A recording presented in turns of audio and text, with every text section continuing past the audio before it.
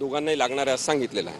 कदाचित 6 तास लागतील, एखाद्या थोडा मागे पुढे वेळ होईल तर मग ती दुसऱ्या दिवशी कंटिन्यू करण्यात येईल आणि 21 आणि 22ला संपेल असं न्यायालयाने सांगितलं आहे, मी सांगत नाही आहे. नाहीतर लोक काय म्हणतात महाराष्ट्रातले की तुम्ही म्हणता तसं होतच नाही, मी म्हणतो तसं नाही, मी न्यायालयाने जे म्हटलं ते सांगतो आहे. न्यायालयाने म्हटलं तसं ते करत नसतील तर आपण त्याला काय करणार आहे. 5 तास जे लागणार आहेत ते एका बाजूला 5 तास लागणार आहेत की दोन्ही बाजूंचे मिळून 5-5 तास? नाही, दोन्ही बाजूंनी मिळून 5 तास एकूण. अच्छा, म्हणजे साधारणतः अपेक्षा आहे तुम्हाला 21 तारखेला सुनावणी पूर्ण होऊ शकते? हो, सुरू झाली पाहिजे, सुरू झाली तर ती संपेल.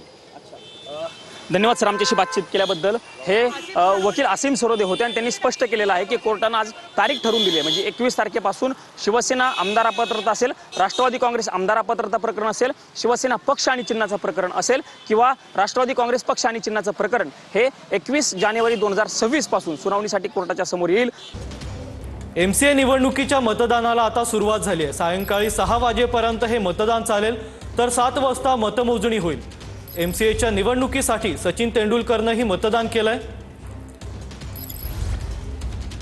मुंबई क्रिकेट असोसिएशनच्या निवडणुकीच्या मतदानाला आता सुरुवात झाली आहे. सायंकाळी 6 पर्यंत हे मतदान चालणार आहे आणि 7 वाजता मतमोजणी केली जाणार आहे. मास्टर ब्लास्टर सचिन तेंडुलकरनंही मतदान केलंय.